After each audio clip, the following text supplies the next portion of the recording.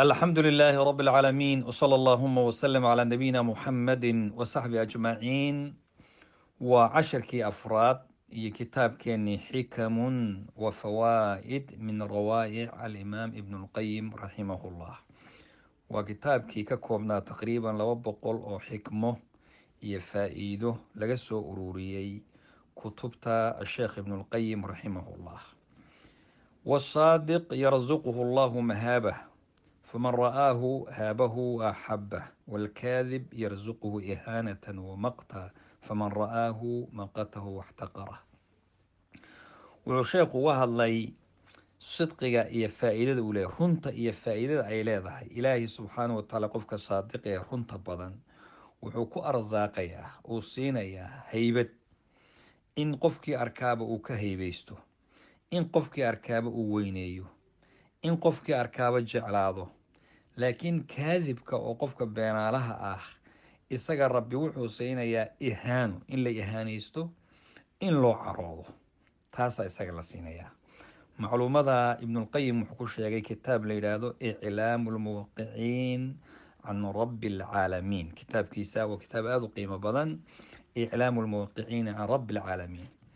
ayib, fa fi lqalbi sheekhu waxaa kaluu ka hadlay macluuma uu iyadana yidhi qalbigu wuu basaasaa, basaas ayaa qalbiga ku dhacda, mana zuulin karo basaasta ilaa alla subxaanahu watacaala xaggiisa in qofku aada moogi.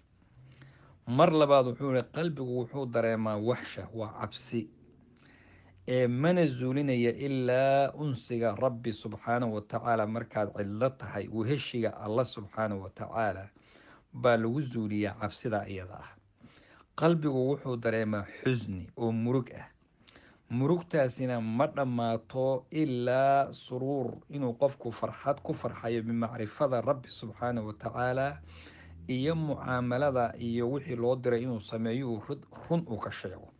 bimacnaa waa macrifo rabbi oo cilmi ah iyo sidqigii oo mucaamalada ahoo iyaduna camalkii, taasaa iyadana lagu zuuliyaa ee xusniga iyo murugta. macluumadana sheekh wuxuu ku sheegay kitaabkiisii aan hore usoo marnay ee la yidhaahdo madaariju alsaalikiin bayna manaasil iyaaka nacbudu wa iyaaka nastaciin. ayib, waxaa kaluu sheekhu ka hadlay alhumuumu walgumuumu walaxzaanu. taxsulu alhumuumu walgumuumu walaxzaanu min jihatayn. waxaa la yidhaahdo hamiga iyo qamiga iyo murugta, walwalka, waxyaabaha dadka ku dhacaay laba arrimood, laba meelood unbay mid ka yimaadaan.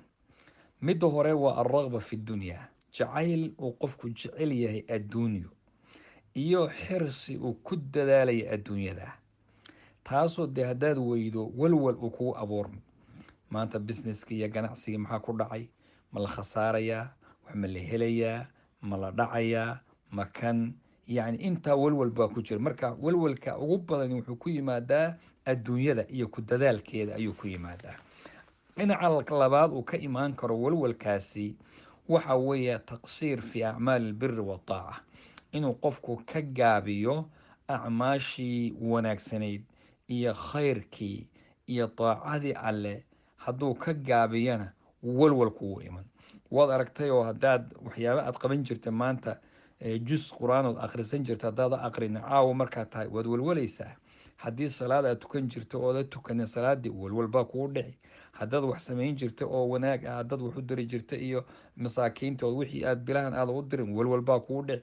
marka daacadii alle iyo wanaagii haddaad ka gaabisana walwalku waa yimaadaa, adduunyo iyo jacaylkeeda iyo ku dadaalkeedana walwalkuu la yimaadaa. sheekhu wuxuu ku sheegay macluumada kitaab la yidhaahdo cuddat saabiriin wadakhiiratu shaakiriin. cuddat saabiriin wadakhiiratu shaakiriin laba maqaam oo aada u weyn buu leeyahay oo ah sabir iyo shukri ayuu uga hadlay. kitaabka dhan arrinta uga hadlayaa arrintaas wey. marka taasoo ku xusay sheekhu.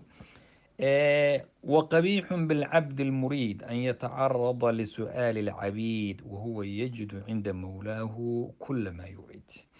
ومعلومة كله oo sheekhu uu yiri iyadana ku baraarujinaya dadka waxaa xun buu yiri qofku inuu qof wax doonaya inuu bini aadam uu isaga un wax weydiisto, isaga oo heli karaa inuu rabbi subxaanahu wa tacaala weydiisto.